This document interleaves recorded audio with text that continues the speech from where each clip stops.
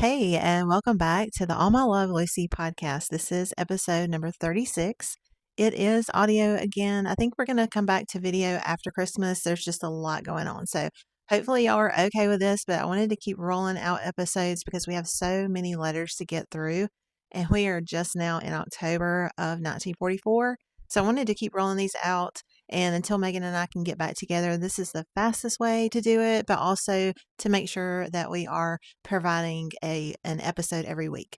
Your support means the world to us. We're so grateful to have you here with us, and I hope you're enjoying the story as much as we are. Now, for anyone tuning in for the first time, here's a quick refresher. Each week we share a letter written by our grandmother Lucy in London to our grandfather Jimmie, who was serving in the U.S. Army with the 50th Signal Battalion during World War II. They were engaged just before he left for Normandy for D-Day, and although they planned to marry soon after they were in London, before they moved to South Carolina, the war kept them apart for 2 long years. And so that's what gives us these letters. And these letters give us a very intimate look at their lives, their love, and the sacrifices they made during one of the most difficult times in history.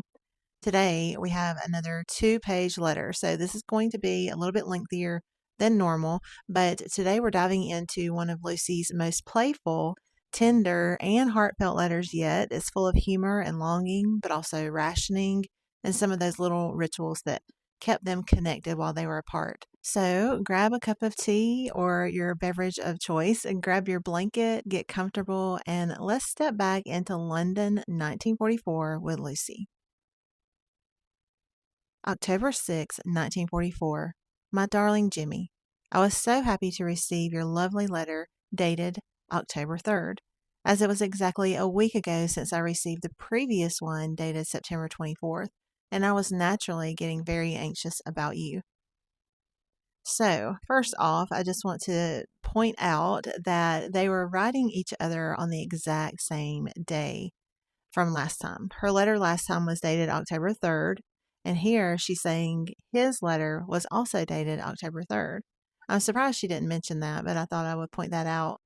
Right away here, we can hear the emotion in Lucy's voice. We can always feel that deep emotion.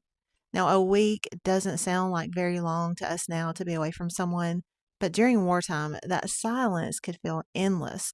Every day without hearing from them, every day without a letter meant more time to worry. And so she's trying to sound calm here, but you can hear that little tremble underneath. She's been scared something might have happened to him. And also, we have to remember this wasn't just personal worry for her soldier. London in October of 1944 was still a very dangerous place. Most people think about the Blitz when you think about bombing during World War II. Now, that happened a few years before this letter, but the city was actually still facing this second wave of terror at this point with the V-bombs. We've talked a lot about these V-bombs. We discussed many times that first there were the V1 Doodlebug bombs, the ones where you heard the engine sputtering overhead, then the sound stopped, and that meant it was falling to the ground, and you had 12 seconds to take cover. Now, those have been hitting London all summer long, starting in June of 1944, and even though the Allies had captured most of the launch sites in France, the Germans were still sending some over on aircraft, so people still heard that dreaded buzzing even in early October. And then came the brand new V2 rockets, or Vengeance Weapon 2 is what the Nazi propaganda ministry called it. And Lucy actually mentioned those in one of the last letters that we read, although she didn't really know what it was yet. The first V2 hit London in September, and that was September 8th, 1944, so literally just a few weeks before this letter. And it exploded. I looked this up and I was thinking, where did it land? She had to have heard it, but how close was it to her? It exploded just 9.5 miles from Lucy's flat. And it actually killed 3 people and it injured 17 people. And it caused a 20-foot crater. And of course, other significant damage. But that is just amazing to think about, that it was just 9.5 miles from her.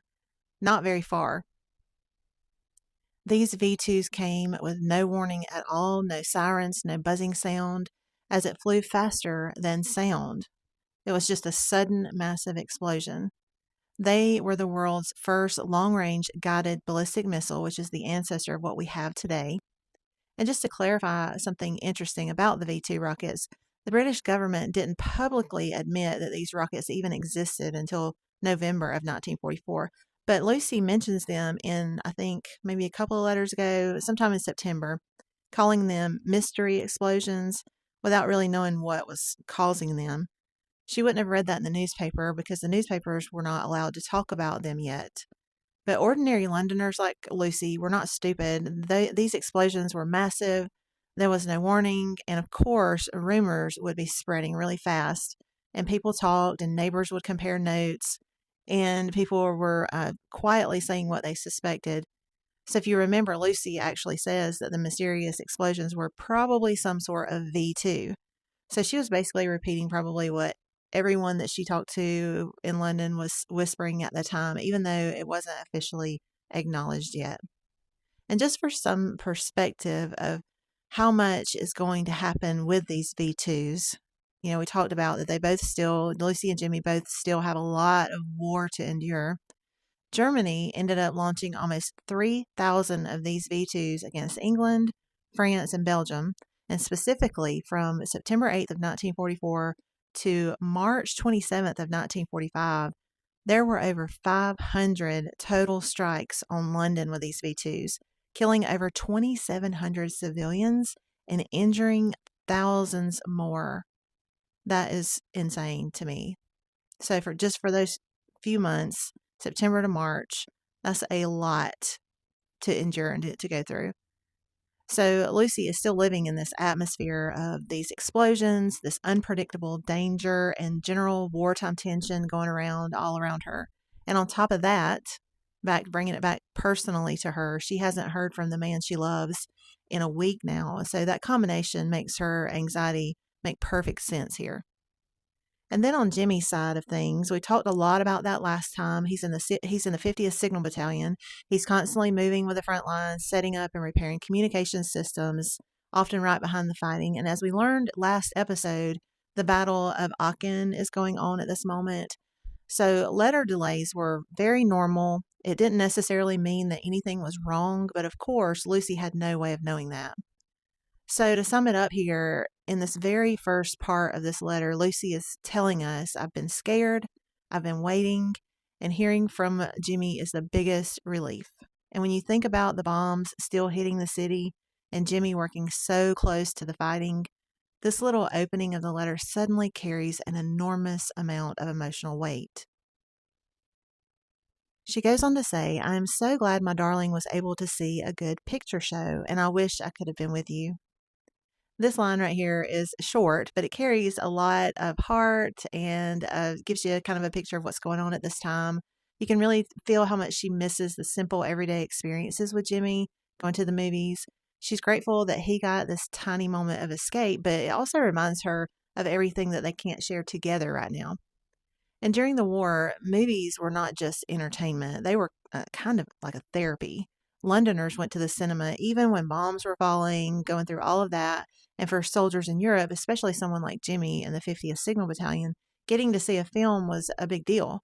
Signal units worked constantly. We talked about that last time. Constantly. They were constantly having to make sure that the communications were set up properly, moving with the front. And so if they got a movie night, it meant they were in a safe enough spot to actually take a rest for a moment. And this is such a tender reminder that even in the middle of this massive world war, it's those small, ordinary things that they miss the most and probably appreciate the most when they get them. She goes on to say, well, sweetheart, the only time I have for shows is on Saturday evening, as of course I still have to fire watch one night a week, and as I do not leave work until a little after 6 p.m., I would rather spend the time writing to you. In addition, I always have a lot of mending to do, for we only get 48 coupons to last a whole year. So this part of the letter, this paragraph and the next one that I'm going to read, this is very telling about the rationing and just really is very interesting to me. She really opens up about her everyday and day-to-day life here. It's very rich in detail. You can still feel her love here. She's, like she says, she's choosing writing to Jimmie over going to the movies or the cinema or the pictures. And we know how much she enjoys going to those, as she mentions that a lot. That's something that she really enjoys doing. And she's writing to him after a long day of work and fire watching, which, for context, I'm not going to go deeply into it. We talked a lot about it. That was a real civic duty in London. People had to watch for unexploded bombs or fires called by incendiaries, and Lucy was part of that fire duty. So I'm not going to go into great detail about that. You can go back and find our couple of episodes that we've really gone into the fire watching duties. So you can go back and watch one of those. It's very interesting. And then there's this rationing. She mentions here only having 48 coupons for a whole year. Now that's for clothing. So she's repairing, she's mending, planning, having to stretch her resources. And then she also goes into more detail. I'm going to get to that. But she's doing all of this while still trying to work, maintain a life, enjoy little comforts, and make sure that she keeps that connection with Jimmie. It's also interesting because Jimmie is in the 50th Signal Battalion, working long hours near the front, maintaining those communications, and he's also living a life of sacrifice, and they're both having to sacrifice, just in very different ways. So this is what I was getting to. She says, for one frock, you give up 11 coupons, a coat, 18, vest, 3, pair of shoes, 7, pair of gloves, 2, nightdress, 7. It would be impossible for you to know how difficult it is to manage after 4 years of rationing. There are many things we have to do without entirely, such as bedroom slippers, dressing gown, costume, scarves, blouses, gloves, etc., etc., because when these things needed replacing, one had to regard them as luxuries and do without, as one could not manage with less than 2 pairs of shoes for a year and some essential underwear and about 8 pairs of stockings for the year. So one has to mend and patch things which one would have put in the rag bag before the war. That was kind of hard to read, but you get what she's saying here. She's detailing all of her coupons, and then she's mentioning, some of the things are considered luxury. Bedroom slippers are considered luxury. Dressing gown, nightgown, things like that are considered luxury. And so, buying a new coat, which she says is 18 coupons, that actually takes more than a third of your annual allowance. So if you use those 18 coupons, that's wiping out a big part of your resources. 2 pairs of shoes, which she says are something that you actually have to have, they're mandatory for practical living, that takes 14 coupons. So everything else, stockings, underwear, mending, it's kind of a balancing act. If you needed a coat and shoes, you had to try to figure out how you were going to get those stockings and underwear. And so she details the many things that they just had to do without entirely, those bedroom slippers, dressing gowns, all that. She's not complaining about it, but it's a clear-eyed picture of all the math that she has to do in her head and planning required just to survive and stay clothed. To us, it's just mind-blowing to think about. Every purchase had a cost in coupons, which had to last an entire year. She didn't get new coupons every month. This was a whole year. And things like stockings and shoes, they were essential. Now, we did an episode way back where we detailed the need for stockings during this time. They weren't just fashionable and things that you wore just because you wanted to. They were necessary to prevent blisters. When you think about the way women dressed and the shoes they wore, they were kind of like, I guess, what socks would be to us, ladies, nowadays, but they were actually necessary back then to prevent blisters. And so that was a necessity. So you had to patch and mend things constantly, even things like stockings that had holes in them. Those are things that you would normally have thrown away before the war and just bought new ones. I also love how this kind of connects back to Jimmie. He's also dealing with supply shortages, long hours, danger. And so Lucy is doing the same kind of careful planning and balancing just on the home front. So again, they're kind of living similar lives, but obviously much different, but similar. I guess they have to think kind of the same way about things.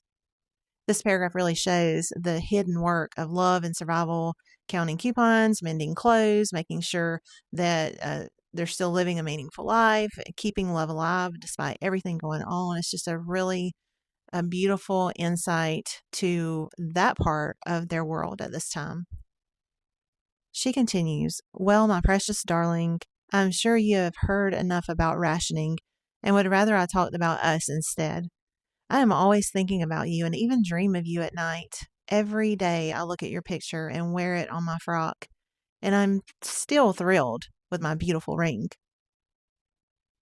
Now Lucy shifts from the practical side of wartime life back to what really mattered to her, Jimmie. It's such a sweet, intimate moment here. She's literally carrying him with her with his picture pinned to her dress, the engagement ring on her finger, and these small rituals were how women kept hope alive and stayed emotionally connected to loved ones far away. We still do things like this today. And speaking of her ring, if you've been with us for a while now, you know that Megan and I actually were able to visit the place on New Bond Street in London where Jimmie bought this ring for her. And we still have this ring today. Now it's New Bond Street. If you saw the video, we shared the video of us walking down New Bond Street to go to that store.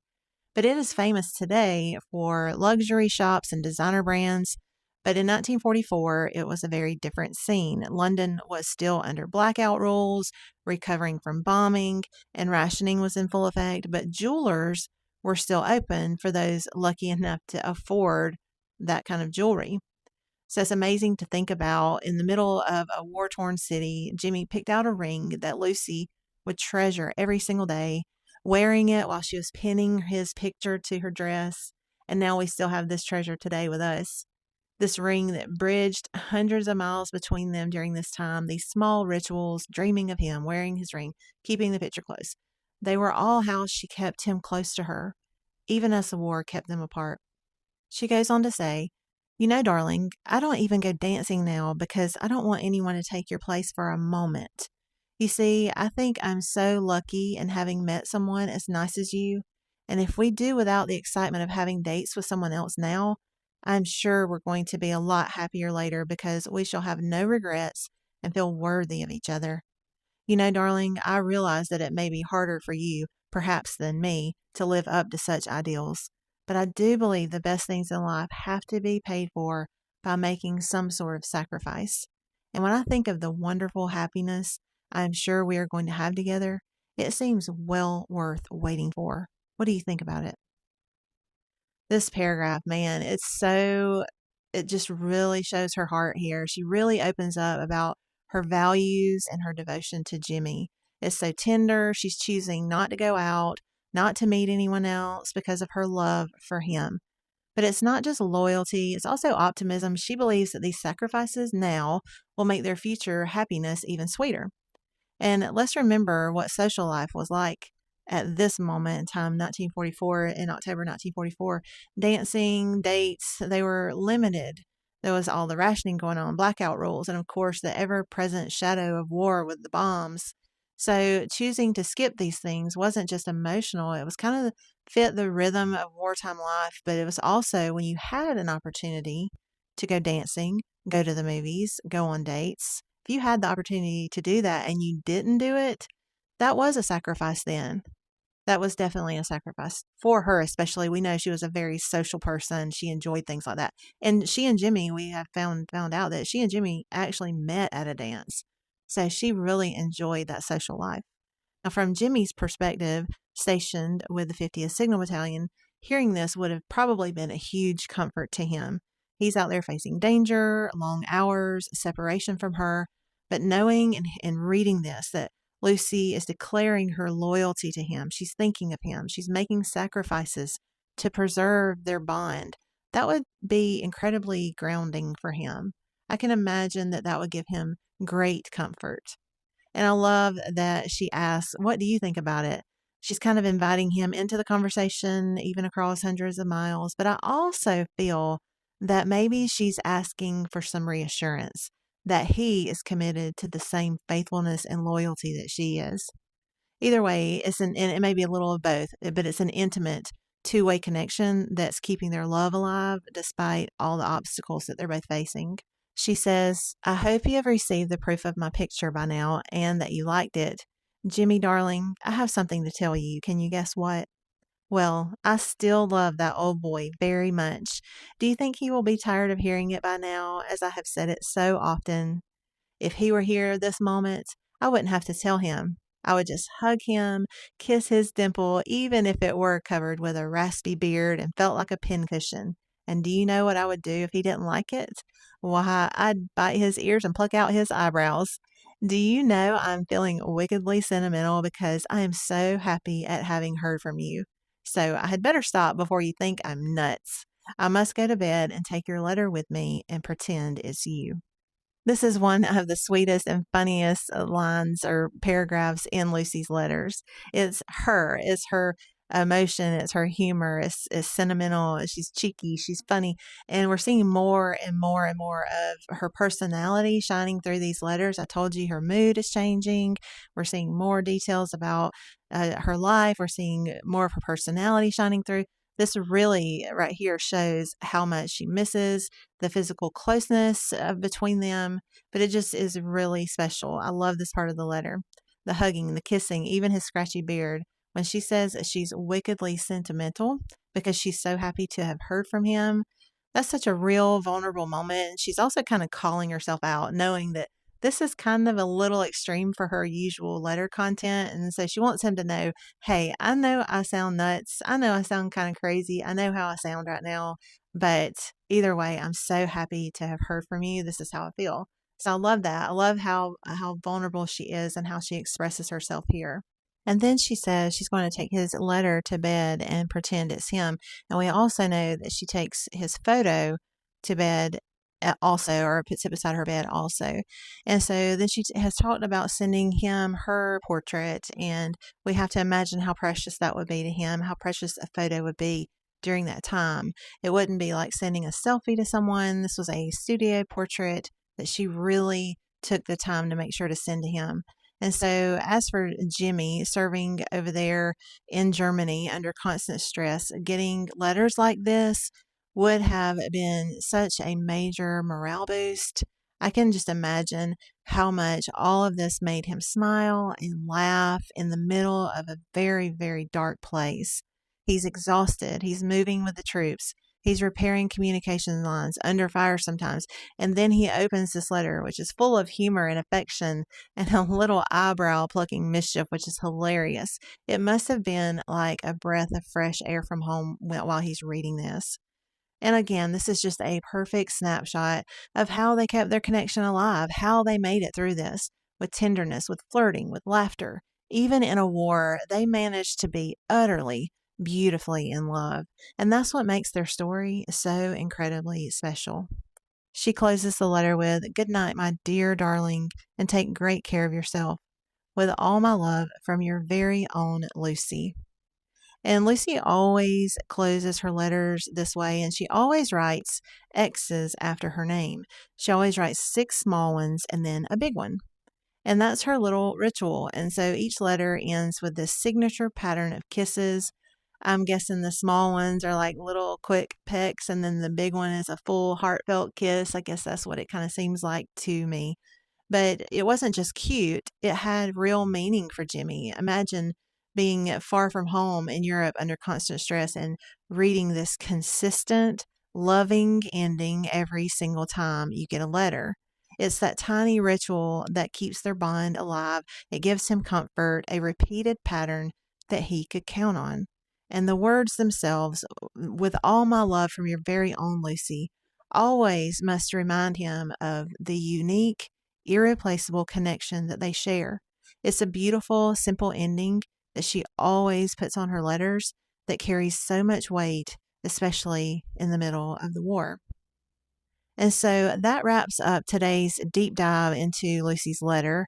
It's incredible to see how much love and humor and resilience that she packs into every word, even in the middle of this rationing that she details here, the war, the long separations. And so if you love hearing about these letters and the story behind them, make sure you are subscribed to our YouTube channel, the All My Love Lucy podcast, and hit that little notification bell so you don't miss any of our upcoming episodes. Again, we're also on Facebook and Instagram. You can stay up to date there and share in our journey through this remarkable story. Thank you so much for joining us, and we can't wait for you to come back next time, and hopefully very soon, at least in January. I know for sure Megan will be back, and we'll be back to our regular videos. So until next time, I'm going to have an uninterrupted reading of this letter, so we hope that you enjoy. October 6, 1944. My darling Jimmie, I was so happy to receive your lovely letter dated October 3rd, as it was exactly a week ago since I received the previous one dated September 24th, and I was naturally getting very anxious about you. I am so glad my darling was able to see a good picture show, and I wish I could have been with you. Well, sweetheart, the only time I have for shows is on Saturday evening, as of course I still have to fire watch one night a week, and as I do not leave work until a little after 6, I would rather spend the time writing to you. In addition, I always have a lot of mending to do, for we only get 48 coupons to last a whole year. And for one frock, you give up 11 coupons, a coat, 18, vest, 3, one pair of stockings, 3, pair of shoes, 7, pair of gloves, 2, nightdress, 7. It would be impossible for you to know how difficult it is to manage after 4 years of rationing. There are many things we have to do without entirely, such as bedroom slippers, dressing gown, costumes, scarves, blouses, gloves, etc., because when these things needed replacing, one had to regard them as luxuries and do without, as one could not manage with less than 2 pairs of shoes for a year and some essential underwear and about 8 pairs of stockings for the year. So one has to mend and patch things which one would have put in the rag bag before the war.